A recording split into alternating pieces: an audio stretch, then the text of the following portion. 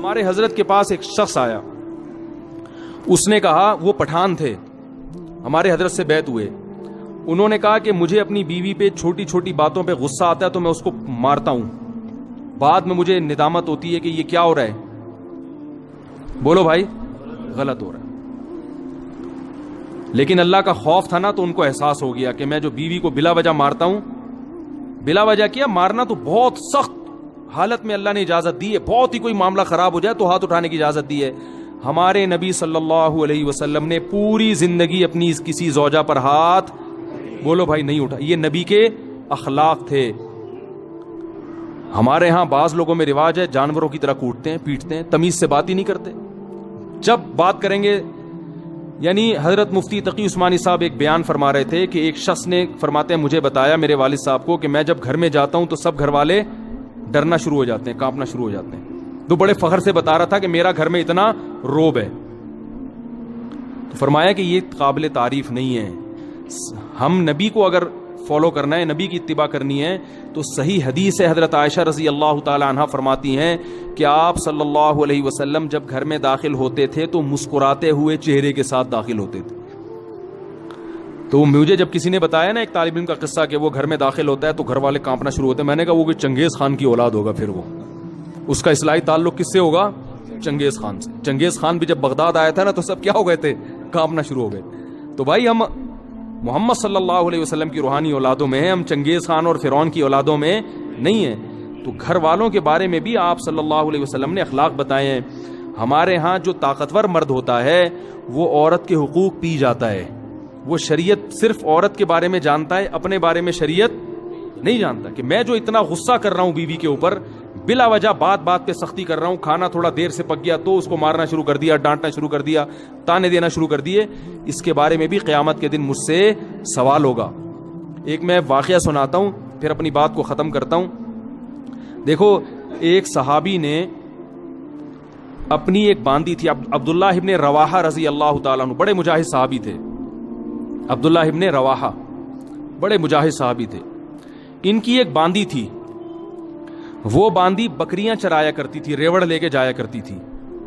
تو ایک بڑی اچھی خوبصورت بکری تھی, بڑی نسلی بکری تھی. عبداللہ ابن رواحہ نے اپنی باندی سے کہا, آپ لوگ کی توجہ ہے نا, مجھے اصل میں ذرا چیخ کے بولنا پڑ رہا ہے تو کیونکہ وہ اسپیکروں کا سیٹ اپ تھوڑا سا اخپل طریقے والا ہے آپ لوگوں کا, تو اتنا چیخ کے جو ہے نا آدمی پھر سنائی تو صحیح دے رہا ہے, لیکن وہ اس لیے دے رہا ہے نا کہ میں بہت چیخ رہا ہوں. بیان ہو رہا ہے چیخنے کے خلاف اور چیخنا مجھے خود پڑ رہا ہے. وہ ایک مولوی صاحب تقریر کر رہے تھے, میں ان کی تقریر سننے گیا, وہ بہت چیخ کے بول رہے تھے حضرت علی نے فرمایا. وہ اتنی زور زور سے بول رہے تھے, میرے کان میں تکلیف شروع ہو گئی. میں نے کہا کہ حضرت علی نے کیا اتنی زور سے فرمایا تھا؟ ہے بھائی جیسے حضرت علی نے آرام سے فرمایا تھا تو امام صاحب آپ بھی آرام سے ہی فرما دیں. تو آرام سے ہی بات کرنی چاہیے نا, چیخنا چلانا یہ شریعت میں پسندیدہ کام نہیں ہے. لیکن لاؤڈ اسپیکر ہی وہ آپ لوگوں کو شاید اتنا اندازہ نہ ہو سسٹم کا, تو اس لیے مجھے چیخنا پڑ رہا ہے بہت زیادہ.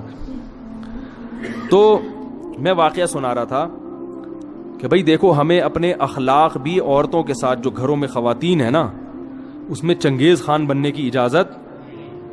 میں آپ کو ایک بات بتاؤں, اگر ناراض نہ ہو, کراچی اور پنجاب میں مردوں کی شکایتیں آتی ہیں کہ بیویاں ظلم کرتی ہیں,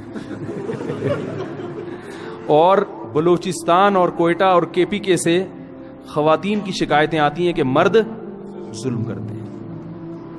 ہو سکتا ہے یہ غلط ہو, رپورٹ غلط ہو, لیکن کچھ تو حقیقت ہوگی نا اس میں, کیونکہ یہاں مردوں کی حکومت ہے اور اللہ کا بڑا فضل ہے, اس پہ اللہ کا شکر ادا کرنا چاہیے. لیکن مرد کا جہاں روب ہوگا تو مرد اس روب سے ناجائز فائدہ اٹھانا شروع کر دیتا, ناجائز فائدہ اٹھانا شروع.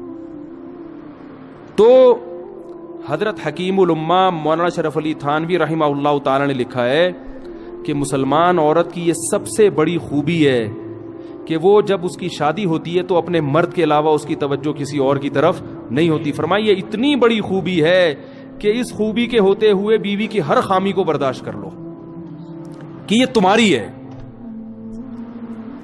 جن لوگوں نے باہر ملکوں میں سفر کیا ہے نا, وہ یہ جانتے ہیں کہ وہاں عورت میں ہر خوبی ہے, مگر اس کے بارے میں یہ بھروسہ نہیں ہوتا کہ یہ صرف میری ہے یا میرے علاوہ اس کی کسی اور کی طرف بھی رغبت ہے. یہ بہت بڑا عیب ہے. تو مسلمان عورت میں اب تک الحمدللہ خیر غالب ہے, وفا کرتی ہے اپنے شوہر کے ساتھ. شوہر کو فالج ہو جائے علاج کرے گی اس کا, بھاگے گی نہیں وہاں سے. باقی آپ ذرا جائیں نا دنیا میں سفر کریں تو میاں جب تک کما رہا ہے, صحت اچھی ہے تو میاں ہے, ذرا سا مسئلہ خراب ہوا عدالت سے طلاق لی اور کسی اور سے شادی کر لی. ہمارے ہاں خاندانوں میں جب نکاح ہوتا ہے تو زندگی بھر کے لیے ہوتا ہے, جب تک کوئی بہت سخت مشکل نہ ہو طلاق کی طرف نہیں جاتے. تو یہ بہت بڑی خوبی ہے. تو کے پی کے سے اور بلوچستان سے جو شکایتیں آتی ہیں اس میں مردوں کی سختی کی شکایتیں آتی ہیں کہ مرد عورتوں پہ بولو بھائی ہاتھ اٹھاتے ہیں, چھوٹی چھوٹی باتوں پہ مارتے ہیں, تانے دیتے ہیں. آپ لوگ کے علاوہ کی بات کر رہا ہوں, آپ لوگ ناراض نہ ہو.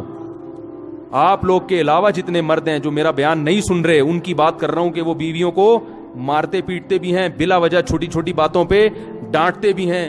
اور معذرت کے ساتھ اس میں دیندار اور بے دین سب برابر ہیں. وہ سمجھتے ہیں ہماری غیرت, ہم نے بیوی کو جو ہے نا ایسا دبا کے رکھا ہوا ہے, صحیح ہے نا, جب چاہے تھپڑ مار دیں کچھ نہیں کر سکتی. تو یہ غیرت نہیں ہے, یہ بد اخلاقی ہے. سب سے زیادہ روب محمد صلی اللہ علیہ وسلم کا تھا گھر میں, اور سب سے بڑا حق کس کا تھا؟ محمد صلی اللہ علیہ وسلم کا. لیکن پوری زندگی آپ نے کسی زوجہ پہ ہاتھ نہیں اٹھایا. آپ کہیں گے کہ